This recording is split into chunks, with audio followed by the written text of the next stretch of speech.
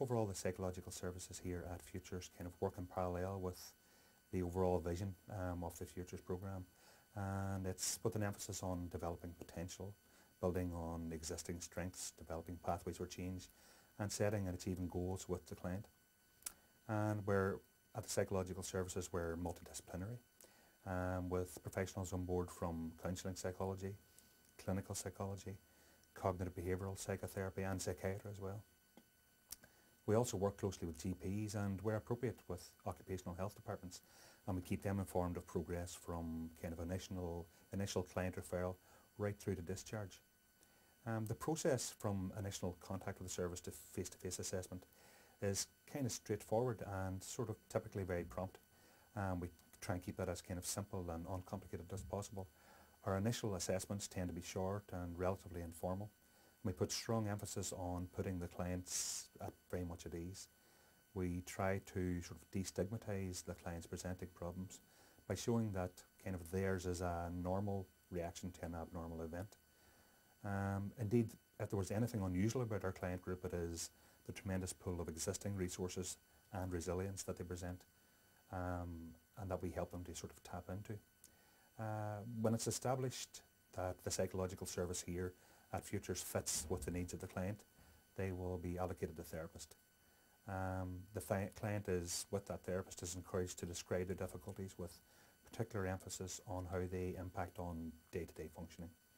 And we work very much collaboratively with the client to set very real, clear, tangible goals. The client has a great deal of control with regards to the direction, the focus and the pace of the process throughout.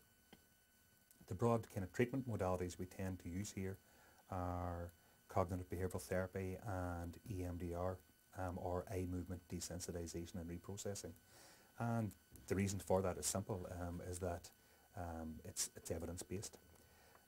These are in line with the best current sort of evidence-based practice put forward by, for example, the NICE guidelines. And it's best for employee and best for the employer, and that comes very much from the point of view of getting people off sick leave and ready to return to work to play a rewarding, useful role back at work.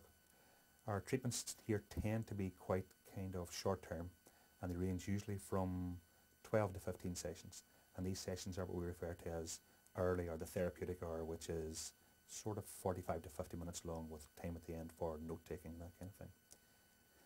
The effectiveness of this evidence-based approach is borne out by the very positive feedback from clients and from organisations that buy into our services, and it's evidenced in the variety of psychometric measures by which we audit our practice. Our aims here is to leave the client, whenever they leave the service, that they'll have developed a new insight into the development of their presenting problems, and with a toolbox of strategies for coping with existing difficulties and future challenges.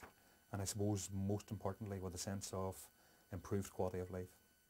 We reinforce these gains by provision of appropriate follow-up appointments and ensuring that the client has sufficient support available, taking their life circumstances into consideration.